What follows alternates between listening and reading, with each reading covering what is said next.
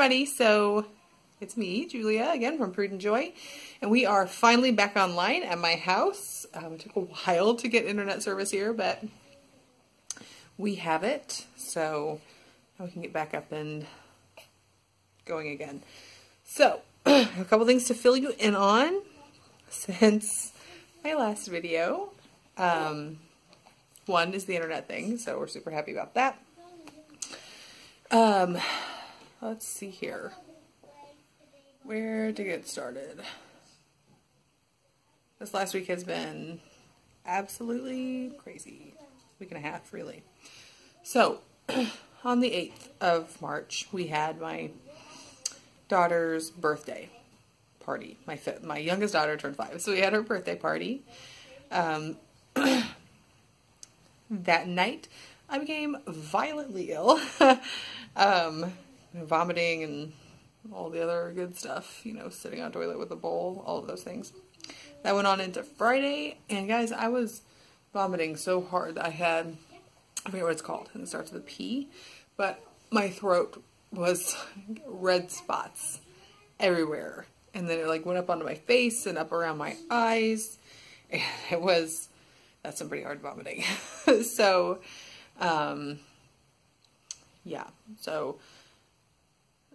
anyway, that kind of threw off my week. I had a whole bunch of things planned to get ready for Monday.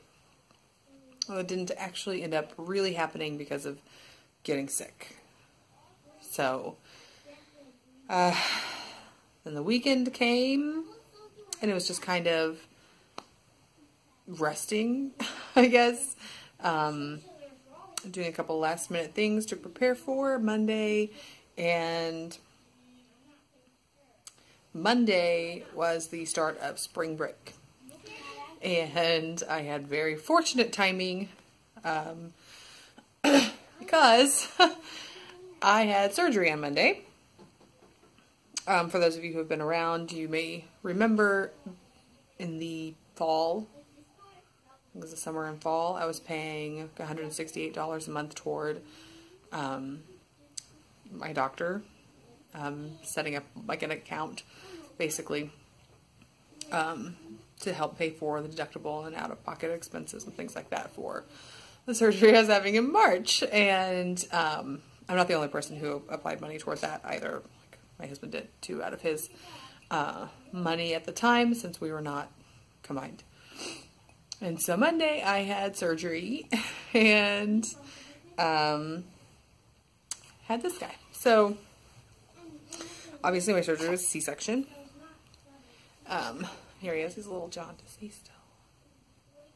But so if you can do some math, you guys know that I separated from my husband during the summer. You go back in time from Monday, kind of realize that I got pregnant right around the time we were separating. Before I actually moved out, but when we were in the process of separating. So, there's that. So, this is something I've not talked about before because I just didn't want to.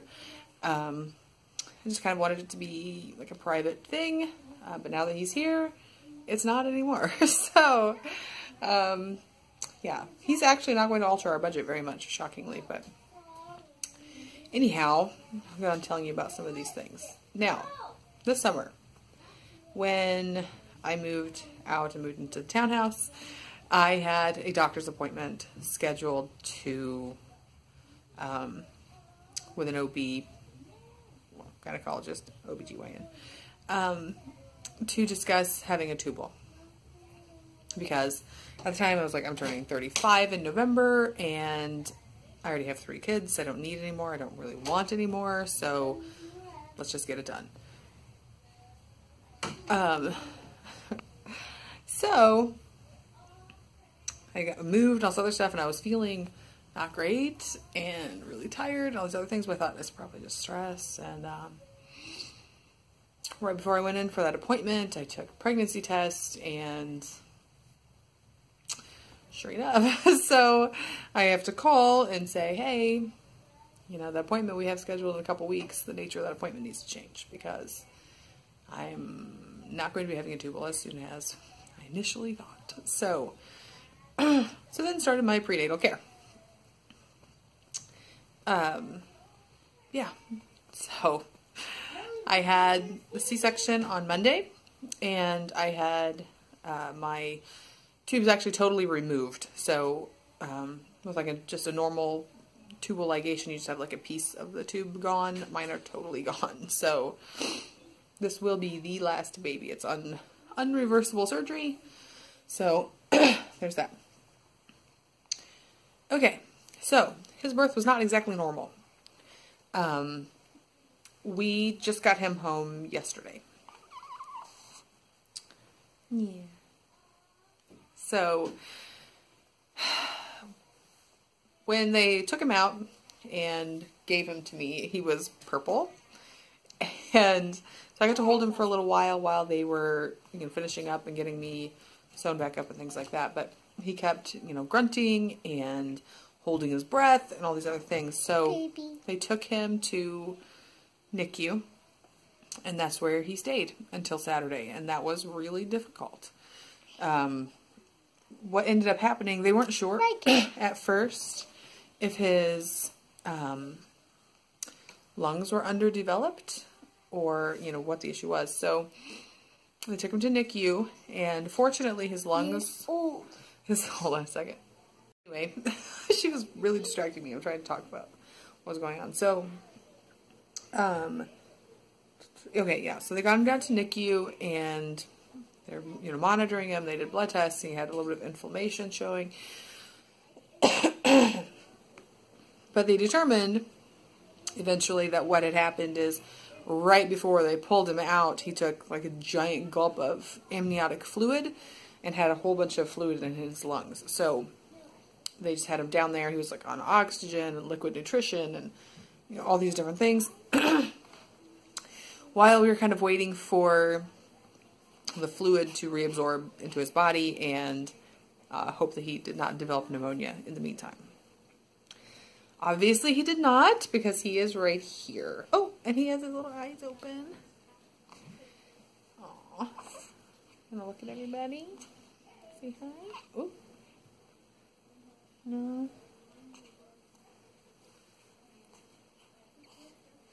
Yeah.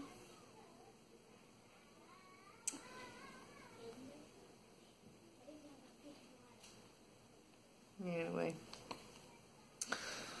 So, yeah. I'll hold him up here. Maybe you want to see him, I don't know. So now I have a family of 3 girls and 1 boy, which was a big surprise for me to discover that I was having a boy. Yeah.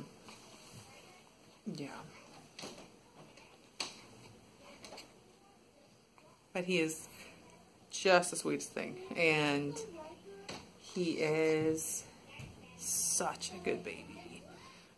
I think he's such a good baby. So, yeah.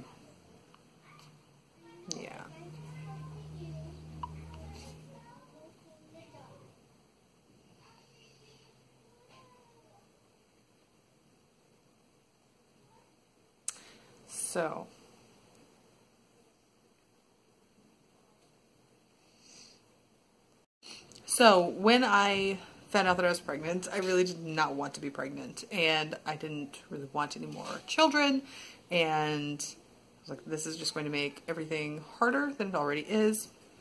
Yeah, I mean, because you guys know kind of what income has been, so yeah, that was hard. And I know some of you guys are new and all this other stuff. All of my children were not born with such a low income, just FYI. Anyway, yeah. My 3rd one was born during a low income, and then now this one. But anyhow, yeah, I was not happy about being pregnant and really just kind of tried to ignore the fact that I was until I couldn't anymore. And yeah, but now that he is here, I'm really, really glad that I got to have another baby. So, set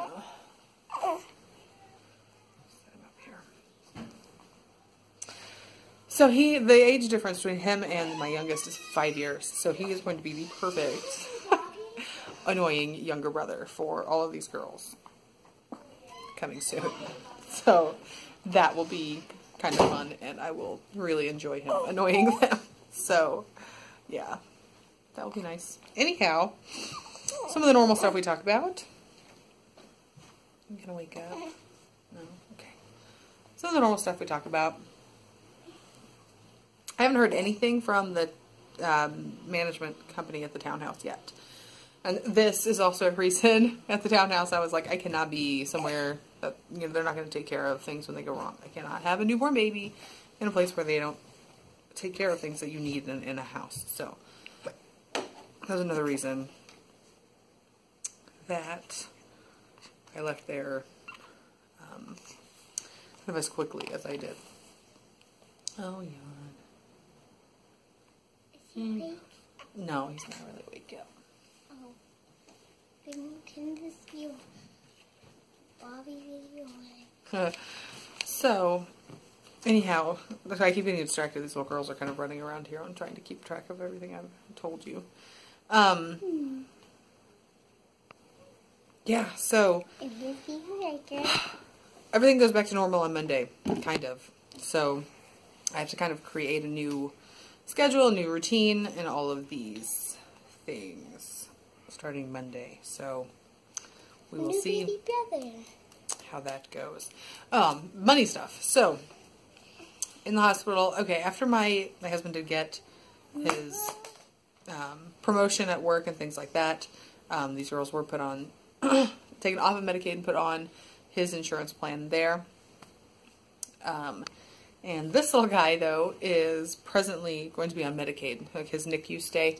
One of the hospital social workers came and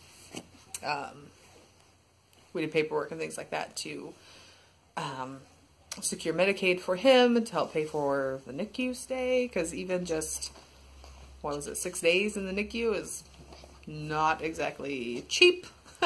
And, you know, it's a new year, so all of those, yeah, that would be a lot of money. So, pretty thankful the social worker came and we went over all of those things. So, so everyone in our family is insured under private insurance except for this little guy until, well, for this year, he'll be on Medicaid. So, he just got here just yesterday. Yep, he came home yesterday. After lunch. After lunch. So, yeah. So there's that money thing. The other money thing. Oh, I'm just going to start crying in a second. So, more public assistance type updates. So, as far as food stamps are concerned, May, I think, is going to be our last month with that. So, I mean, that's a good thing, and yeah. I will obviously not be and I'm being silly. Working right now for a little bit. When we were still separated, my plan was to go back to work after 2 weeks. So, and here's a little baby here right here. But since I don't have to, I'm not going to. I'm going to wait. And the plan is for me to, toward the end of the semester, find a different job than the one that I have right now. And my bosses and things like that, they knew that I would be looking for another job at the end of the semester, so that's not a surprise for them or anything. So there's that. I still have to take this week or next week. I have to take my nursing school entrance exam because that has to be done prior to April 1st. So we shall see how that goes. If I don't get into nursing school the first round, then what I will do is probably just wait. You don't need to have a pin, especially around a baby. No. Take this and go put it where it goes. Thank you. So, yes, so I do have access to some like paraprofessional training and things like that that I can go do, and work in healthcare. Which when I spoke to the nursing school director.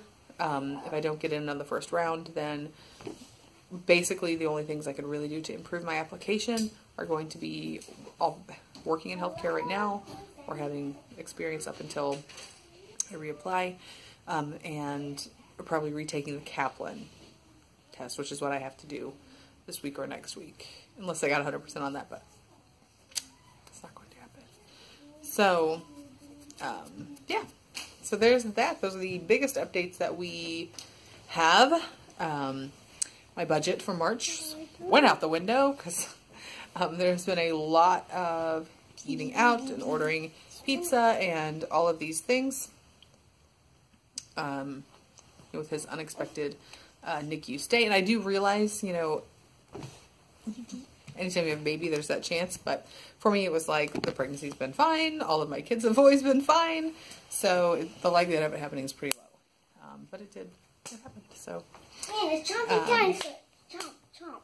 I have to send them away because normally I'm fine with them kind of running around and all this other stuff. But it's probably the hormones, but it's driving me crazy today. So. Wake up.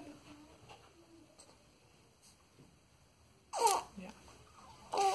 Anyhow, so that's what we have going on. That's what we have coming up. I don't think I missed anything. If I did, I can update you in another video. So, yeah. Like I said, he by himself is not going to alter our day-to-day budget very much, so that is very good. Especially since I learned to save money, couponing, and things like that. So that will be very, very helpful. Anyway, this video is just kind of turning into like a rambling whatever. Because I'm not totally here. But anyway, thanks for watching. And oh, yeah, I've had some drama with Navient, or Sally Mae Navient. I don't know, however you say it. I think that warrants its own video, though, so I'll have that coming up probably later this week. So that is a fun saga that's sort of carrying out right now. Anyhow, thanks for stopping by, and see you next time. Bye.